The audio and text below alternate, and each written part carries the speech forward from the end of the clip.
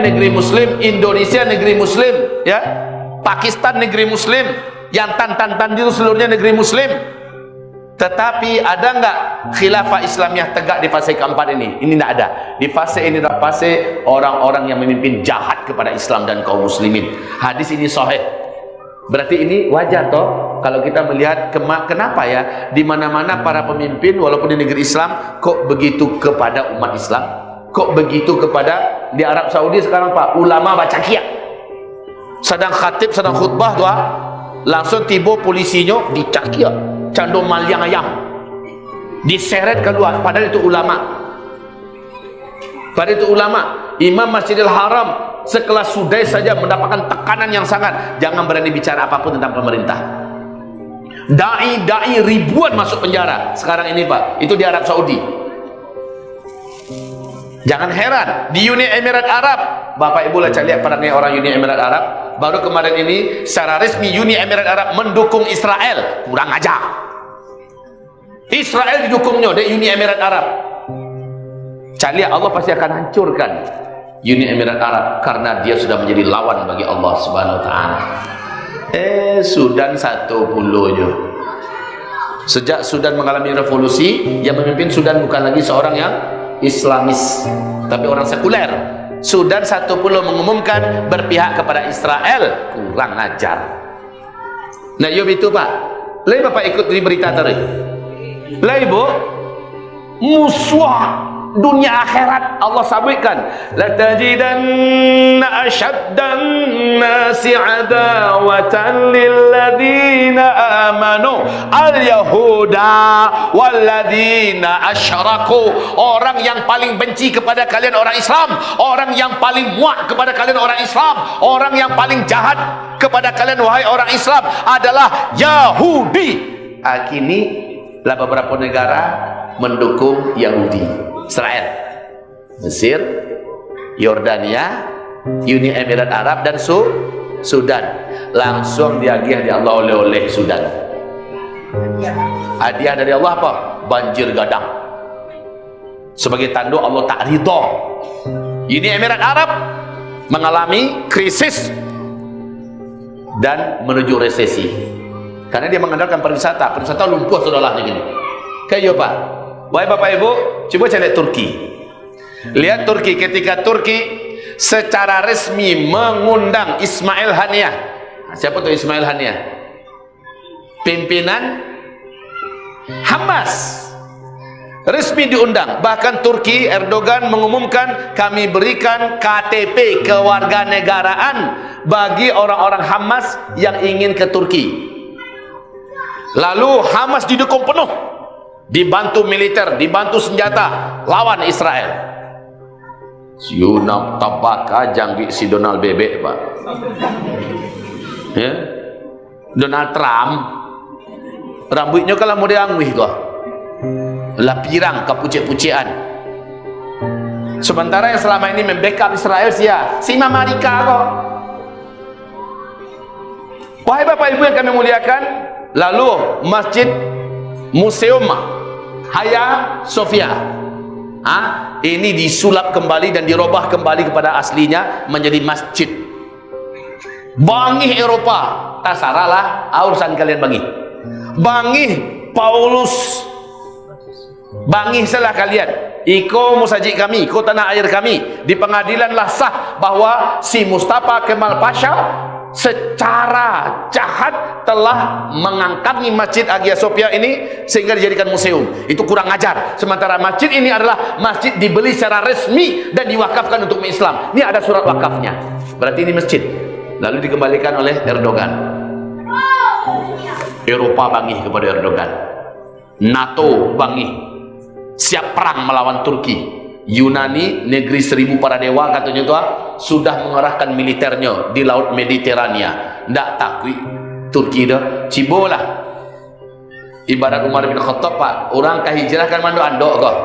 Umar bin Khattab tidak nyumumkan hijrahnya. Saudara-saudara, saya Umar bin Khattab, saya besok mau hijrah ya. Saya akan lewat jalan sana, jalan sana, jalan sana. Siapa yang mau bininya jadi janda, tunggu saya di situ. Siapa yang mau anaknya jadi yatim, tunggu Umar lewat situ. Besok Umar lewat dengan penuh percaya diri dan gagah. Tidak ada orang yang berani menghalangnya, Pak. Orang kan berpikir, karena lu penyakit diambil-ambil, untuk apa nyegat penyakit? Erdogan juga mengatakan hal yang sama, bahwa Laut Mediterania bagian yang kesini adalah milik kami. Ini buktinya. Kalian harus sadar bahwa kami sedang menggarap potensi alam kami sendiri. Mereka kan sedang membuka gas dan sebagainya. Wahai Bapak Ibu yang kami muliakan, setelah Erdogan menunjukkan sikapnya yang jelas kepada Islam, membela Palestina dan menjadikan museum kembali kepada menjadi masjid, bahkan ada museum yang lain lagi dialihkan juga menjadi masjid sekarang. Wahai Bapak Ibu, hadiah dari Allah untuk Erdogan apa? Hadiah dari Allah untuk rakyat Turki apa yang mendukung Erdogan? Hadiahnya adalah ditemukan sekarang di Laut Hitam pusat gas terbesar di dunia. Masya Allah. Nah, tambah jantungan Amerika dan Eropa. Lau anna ahlal qura amanu wattaqau lafatahna alaihim barakatim minas samai wal ard. Kalau penduduk satu negara sudah kembali beriman kepada Allah dan mereka menjalankan syariat yang diridhai oleh Allah, kami bukakan untuk mereka berkah dan rezeki yang banyak dari langit dan juga dari bumi. Tak buka. Brunei Darussalam oleh Sultan Bolkiah. Apa yang terjadi dengan Brunei Darussalam? Setelah Brunei Darussalam mengumumkan secara resmi bahwa Brunei adalah negara bersyariatkan Islam, undang-undangnya adalah syariat Islam. Tahu Bapak Ibu, langsung Amerika waktu itu masih dipimpin oleh siapa nih kulit hitam tuh? Barack Obama diberi peringatan, PBB juga beri peringatan. Artinya tidak boleh menerapkan syariat Islam. Apa kata Sultan Bolkiah? Ini negara kami. Kami mengatur rakyat kami dengan yang diinginkan oleh rakyat. Rakyat menginginkan syariat Islam. Dan kami akan terapkan syariat Islam. Nggak ada urusan Anda. Anda jangan bercerita HAM kepada kami. Anda pelanggar HAM yang terhebat. Itu kata Sultan Bolkiah kepada Amerika Serikat. Santiongnya mengecek, Bu. Padahal sekarang samui negaranya. Sekali kantui dia Amerika mati itu. Tapi dia tidak takut sedikit pun. Apa yang terjadi setelah dia mengumumkan itu? Apa yang terjadi pada Brunei, Pak? Ditemukan kilat kau sumber minyak di dalam laut Brunei Darussalam. Jumlahnya bisa menampung kehidupan selama sampai 500 tahun ke depan. Ya Allah, coba saya lihat, ketika Islam, awak berpihak kepada Islam, Allah bukakan pintu-pintu rezeki. Sebenarnya negara ini kalau mau lepas dari utang, Allah mbak iya bekoh. Caranya apa? Terapkan di Indonesia ini apa-apa yang Allah dan Rasulnya ridhoi. Tirulah bagaimana Brunei, tirulah bagaimana Turki. Lihat apa yang akan Allah lakukan di Indonesia. Indonesia ini seandainya Indonesia dibiarkan mengeksploitasi kekayaan alamnya oleh pemerintah yang jujur dan murni, oleh rakyatnya sendiri, maka Indonesia bisa memberikan jaminan hidup untuk setengah bumi ini. Setengah bumi kau bisa bergantung hidupnya di Indonesia. Itu sebenarnya kayunya awak kau mah. Anak-anak awak kau nak perlu bayar sekolah.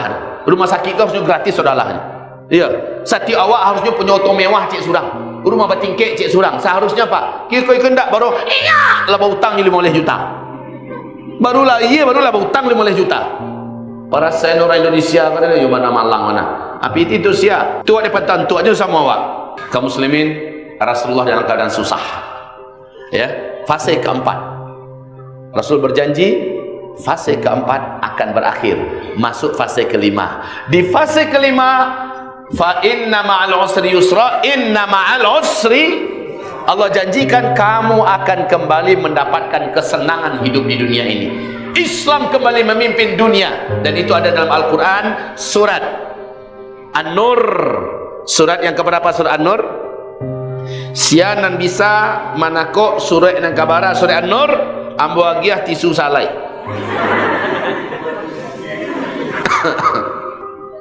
Batuk Ustaz, corona Ustaz. Kini you payah Bapak. Manguk as ketek corona, batuk as ketek corona. Mudah dah orang borak sangko gini. Pulang apaknya dari pasar, nya apa? Corona, tutup pintu. Apaknya nak masuk tutup pintu sini. Lah mulai duraku nak ini. Baik Bapak Ibu yang kami muliakan, balik kita kepada kaji. Jadi wahai hamba-hamba Allah, fase kelima insya-Allah dunia kembali dipimpin oleh Islam. Menurut Bapak Ibu, bila kira-kira fase kelima kok Islam kembali memimpin dunia?